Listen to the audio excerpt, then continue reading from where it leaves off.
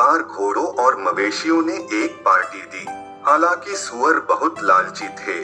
घोड़ों ने कहा, आइए हम उन्हें आमंत्रित करें और हो सकता है कि हम इस तरह से अपने झगड़े सुलझा सकें और बेहतर दोस्त बन सकें। हम इसे पीस पार्टी कहेंगे। पीढ़ियों से सूअरों ने हमारी बाड़ तोड़ दी है, हमारा भोजन ले लिया है, हमारा पानी पी लिया है और हमारी साफ हरी घास को उखाड़ डाला है। लेकिन यह भी सच है कि मवेशियों के बच्चों ने कई युवा सूअरों को चोट पहुंचाई है।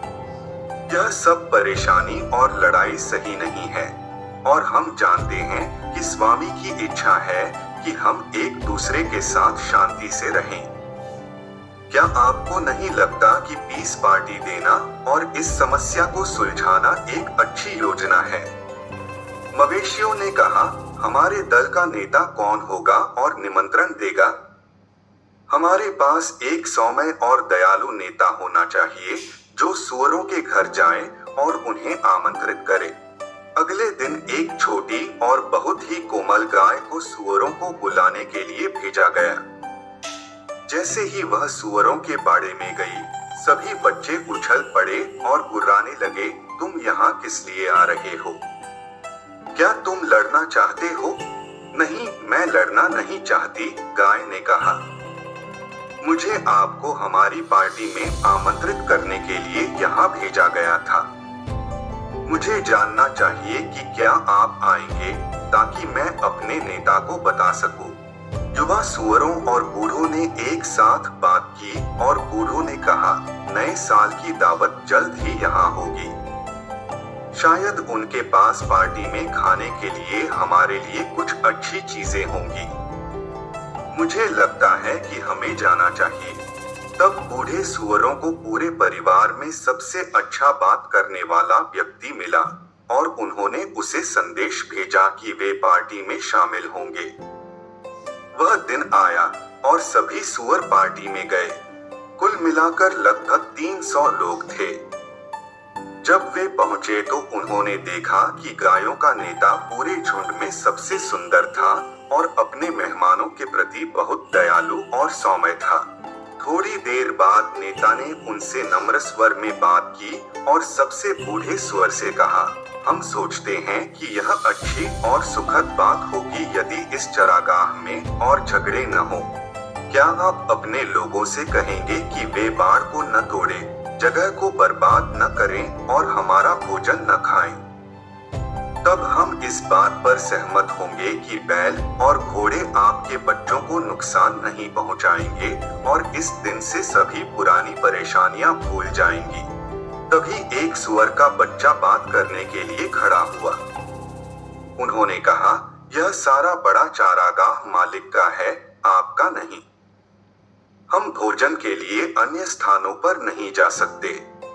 मालिक हमें खाना खिलाने के लिए एक नौकर भेजता है और कभी-कभी वह हमें आपके आंगन में मक्का और आलू खाने के लिए भेजता है। नौकर हर दिन हमारे बाड़े को साफ करते हैं। जब गर्मी आती है तो वे हमारे नहाने के लिए तालाबों को ताजा पानी से भर देते हैं। अब दोस्तों, क्या आप नहीं देख सकते कि यह जगह और यह खाना सब मालिक का है? हम खाना खाते हैं और जहां चाहे वहां जाते हैं। आपके खाना खाने के बाद ही हम आपका खाना खाते हैं। इस प्रश्न का उत्तर दीजिए, क्या हमारे लोगों ने कभी आपके लोगों को चोट पहुंचाई है? नहीं, भले ही हर साल हमारे कुछ बच्चे खराब बैलों और गायों द्वारा मारे जाते हैं। हमारा भोजन क्या है? यह कुछ भी नहीं है, लेकिन हमारा जीवन हमारे लिए बहुत मूल्यवान है। हमारा स्वामी कभी भी हमारे लोगों को घोड़ों और बैलों की तरह काम करने के लिए नहीं भेजता है। वह हमें खाना भेजता है और हमें साल दर साल खेलने की इजाजत देता है, क्योंकि वह हमें सबसे ज्यादा पसंद करता है। आप देखते हैं कि घोड़े और बैल हमेशा काम पर रहते हैं। कुछ वैगन खींचते हैं, अन्य चावल के लिए जमीन जोतते हैं और उन्हें काम करना ही बीमार हो या अच्छे, हमारे लोग कभी काम नहीं करते।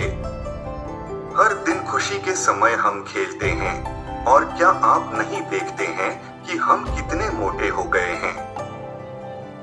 आप हमारी हड्डियां कभी नहीं देखते। बूढ़े घोड़ों और बूढ़े बैलों को देखो। 20 साल का काम और कोई आराम नहीं। मैं तुमसे कहता हूँ, स्वामी घोड़ों और बैलों का वैसा आदर नहीं करता जैसा वह सूअरों का करता है। दोस्तों, मुझे बस इतना ही कहना है। क्या आपको कोई प्रश्न पूछना है? क्या मैंने जो कहा है वह सत्य नहीं है? बूढ़ी गाय ने कहा, मू मू मू, और उदास होकर अपना सिर हिलाया। थके हुए बूढ़े घोड़े कराहते रहे, ओह ओह, और एक शब्द भी नहीं बोले। नेता ने कहा, मेरे दोस्तों, उन चीजों के बारे में चिंता न करना सबसे अच्छा है जिन्हें हम नहीं जान सकते। ऐसा लगता है कि हम अपने गुरु को नहीं समझते हैं। यह जल्द ही नए साल की दावत का समय होगा, इसलिए शुभ रात्रि। और स्वर लोग दुनिया में घोड़ों और बैलों की तरह लंबे समय तक और खुशी से रहें। हालांकि हमारी 20 पार्टी सफल नहीं हुई। घर जाते समय छोटे सुअरों ने बड़ा शोर मचाया, और हर एक ने कहा, हम जीत गए, हम जीत गए।